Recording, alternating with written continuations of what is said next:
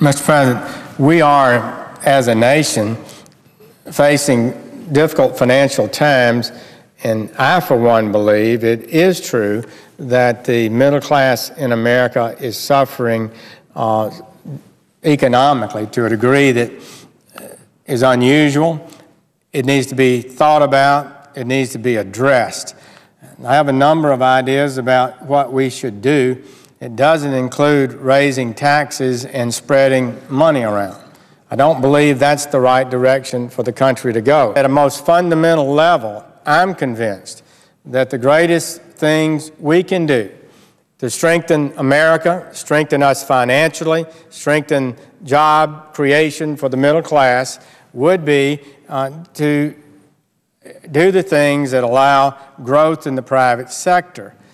There's a lot of things that we can do that will not cost this Treasury a dime. And indeed, one of the greatest threats to the American economy is the debt that hangs over us like a cloud. It's inhibiting growth and investment and prosperity. We've got to get this nation on a sustainable path, not the unsustainable path we're on. And I've been disappointed, frankly, at the leadership of the President. I think he's not understood this, and he's believed that the way to do it is through Keynesian governmental borrowing, taxing, and spending. And that's just not the way to get out of this fix. We must address the true structural long-term problems that are hammering our economy and middle-class workers in America, robbing them of opportunity. The debt itself, the largest we've ever seen, the annual deficits are the largest we've ever seen. They dwarf any deficits we've ever had before, and they're consistently continuing year after year.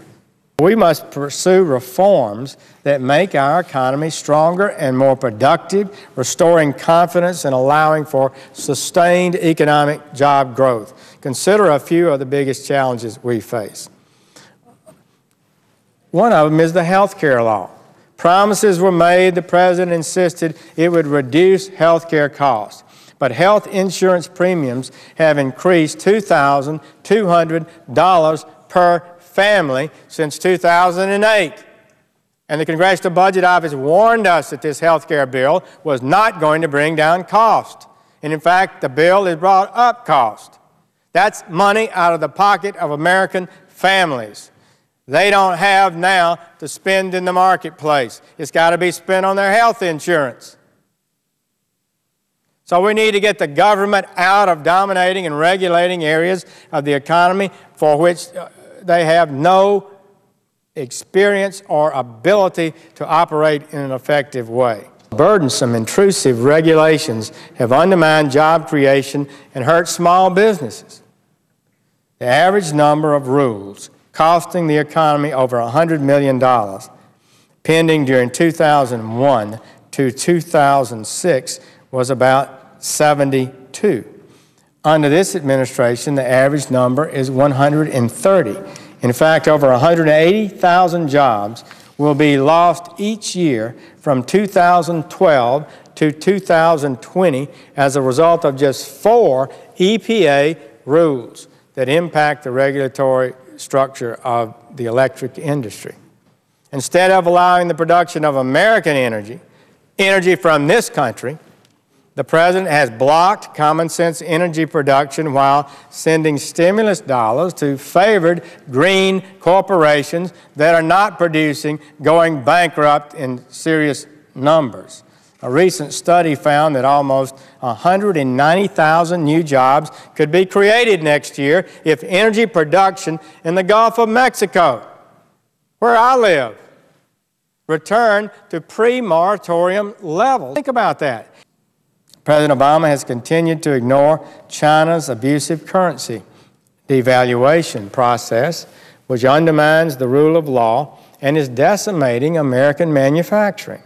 I was pleased to work with my Democratic colleagues in the Senate to pass legislation that would require the government to respond to legitimate complaints of businesses who can prove that they've been damaged by the deliberate manipulation of China currency. You can't have a good trading relationship with a country that's cheating you, that's not playing by the rules, and we're just going to sit by year after year and allow factory after factory to be closed because we're unwilling to confront this on some sort of religious economic free trade theory that, oh, if they sell us cheaper products and put our businesses out of work and close them down and lay off thousands of workers, we should just thank them because we get a cheaper product. But how long will it be cheaper? I don't go for that. I think we need real leadership here. I also believe that at a time of high unemployment, we need to be sure that the immigration laws of this country are enforced. The very idea that we should relax our laws and shouldn't insist that they be enforced at a time when we've got 9% almost unemployment makes no sense to me. We need to get American workers working, not import workers to take jobs from Americans. That's just simple. We have to protect our legitimate national interest. It's time indeed for a middle-class agenda, an agenda that helps and strengthens this country. We don't need more dishonest spending, politicians promising favor, promising to give people something that the government doesn't have to give, spending money we don't have to try to buy votes with it. And the sad fact is that we've now, this day, we have gone 961 days without a budget. And that shows, I think, the irresponsibility of this Congress. I was disappointed when the Democratic leader in the Senate said it would be foolish to even attempt to bring up a budget this year, and he was not going to do it for the second year. And this is really, really dangerous. A country that's suffering the greatest debt and deficits we've ever had, to not have a budget is utterly and totally unacceptable. We'll end up here in the last of this session, heading into Christmas, with some conglomerated together massive omnibus bill, a last-minute tax holiday bill, and somehow we'll muddle forward and continue spending for the government so it won't close down. But all of this should have been done months ago. There's no reason it has to be held to the last, except that it gives the leaders more power to manipulate and gives the actual members of Congress less opportunity to know what's in it, gives the American people less opportunity to know what's in it. So I'm not happy. I don't think the American people are. I think they are rightly disappointed with us. Somehow we've got to get this country on the right track.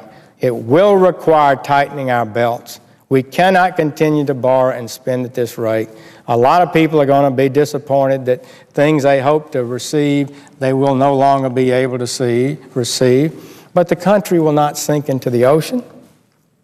It will not. This country is strong.